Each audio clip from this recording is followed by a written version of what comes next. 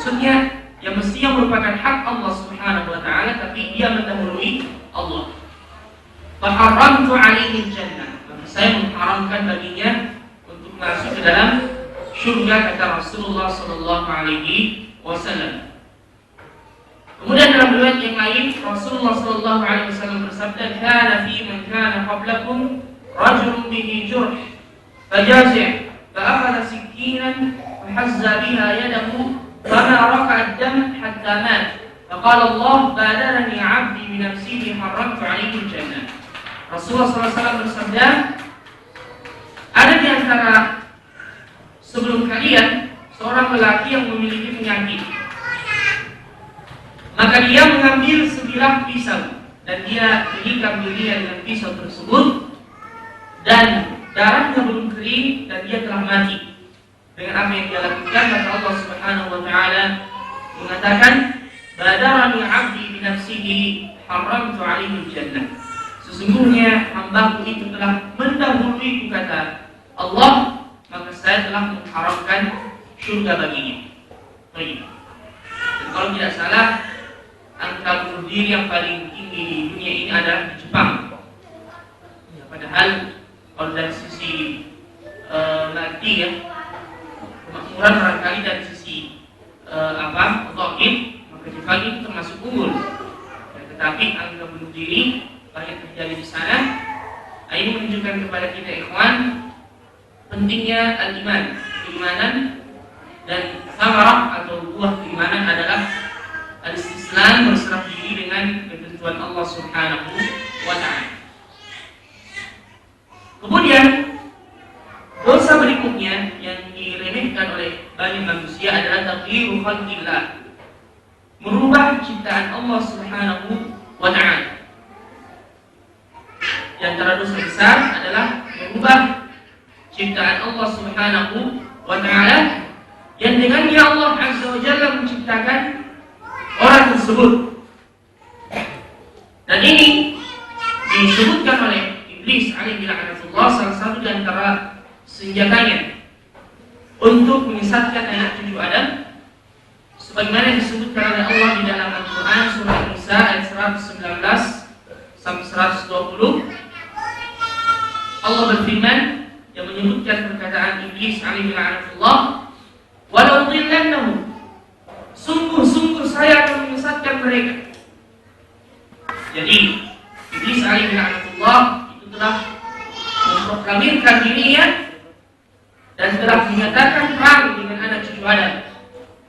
Ketika Allah Subhanahu wa taala berkata kepada para malaikatnya, "Wa idh qala rabbuka lil malaikati inni khaliqu basharan min salsalin min hamain masnun fa idza sawaituhu wa nafakhtu fihi min ruhi faq'u lahu sajidin."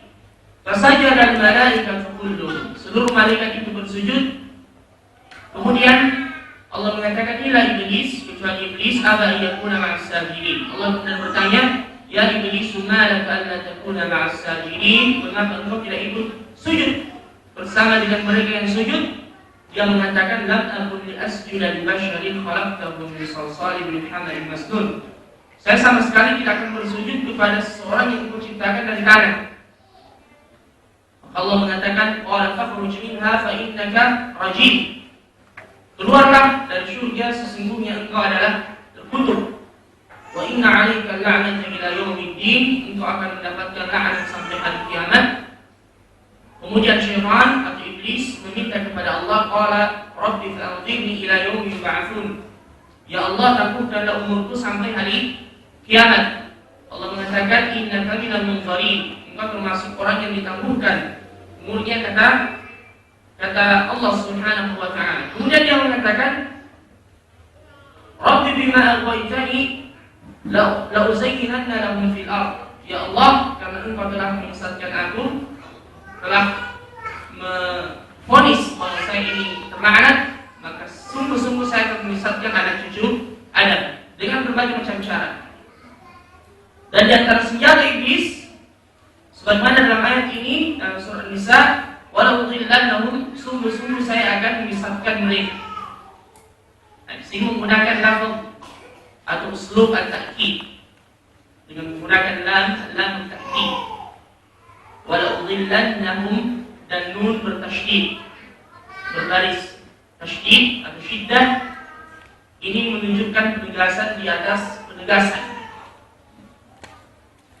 Jadi Iblis mengatakan, sungguh-sungguh saya akan menyesatkan mereka.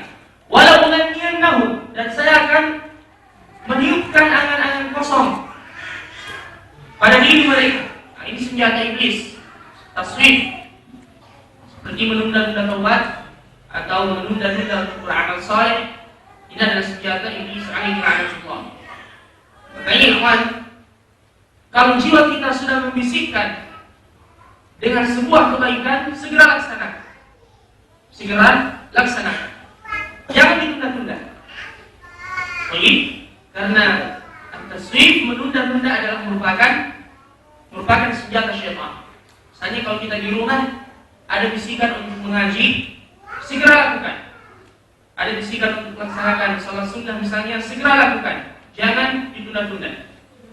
Ada bisikan misalnya, bisikan jiwa kita untuk menghadiri majelis ilmu, segera bangkit. Jangan kita taswif. Jadi jangan kita biarkan kesempatan kepada iblis alaihi la'natullah untuk mengambil bagian dari diri kita. Ya, karena kapan jiwa ini disibukkan dengan kebaikan, maka dia tidak memiliki waktu untuk sibuk dengan keburukan. Baik. Kemudian selanjutnya kata iblis, wala amurannahum, dan sungguh-sungguh saya akan memerintahkan mereka. Falyubattikunna adhanal an'am, dan mereka akan memotong telinga-telinga binatang ternak, kambing atau sapi. Yang dimaksud di sini adalah binatang ternak yang dipersembahkan kepada berhala-berhala di zaman jahiliyah. Yang mana binatang itu sebelum dipersembahkan itu dipotong telinganya. Kemudian kata iblis alaihi la'natullah, wala amurannahum, dan sungguh-sungguh saya akan memerintahkan mereka, falyughayyirunna khalqallah, dan mereka akan merubah ciptaan Allah Subhanahu wa taala. Ini senjata iblis, merubah ciptaan Allah Subhanahu wa taala. Falyughayyirunna khalqallah. Kemudian, wa may yattakhidhu syaitana waliyan min dunillahi faqad khasira khusranan mubina. Barang siapa yang mengambil atau yang menjadikan syaitan sebagai temannya atau penolong baginya selain Allah, maka sungguh dia telah mendapatkan kerugian yang sangat nyata. Kemudian kata Allah, ya'iduhum wa yumannihim, mereka diberikan janji-janji kosong oleh syaitan, wa yumannihim, begitu juga dengan angan-angan kosong. Wa ma ya'iduhum syaitan illa ghurura, padahal tidaklah janji-janji syaitan itu melainkan tipuan bagi manusia, kata Allah Subhanahu wa ta'ala. Makanya dalam hadis Rasulullah SAW bersabda, al-qayyisu man dana nafsahu wa 'amila lima ba'da al-maut. Orang yang cerdas, orang yang bijak adalah yang senantiasa bermuhasabah, mengintrospeksi dirinya dan melakukan amalan sebagai persiapan untuk kehidupan setelah kematian. Wal 'ajiz, dan orang yang lemah, man atba'a nafsahu hawah, yang mengikutkan jiwanya dengan hawa nafsunya, wa tamanna 'ala Allahi al-amani, dan dia memiliki angan-angan baik, angan-angan kosong yang merupakan senjata dari syaitan. Misalnya dia mengatakan, engkau masih muda, engkau masih sehat, engkau masih kaya, gunakan kesempatan itu untuk bersenang-senang, berfoya-foya. Baik, ini adalah merupakan angan-angan al-amani dari syaitan alaihi la'natullah. Nah, kemudian kata beliau, dan merubah ciptaan Allah Subhanahu wa ta'ala di zaman sekarang ini semakin tersebar. Beliau memberikan contoh, di antaranya adalah wasful sya'ri, yaitu wanita atau lelaki yang menyambung rambutnya.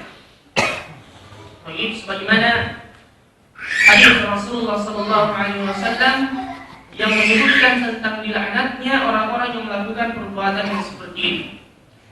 Makanya Kalau ada yang bertanya hukum menggunakan wig, maka hukumnya itu adalah haram. Sebagaimana sabda Rasulullah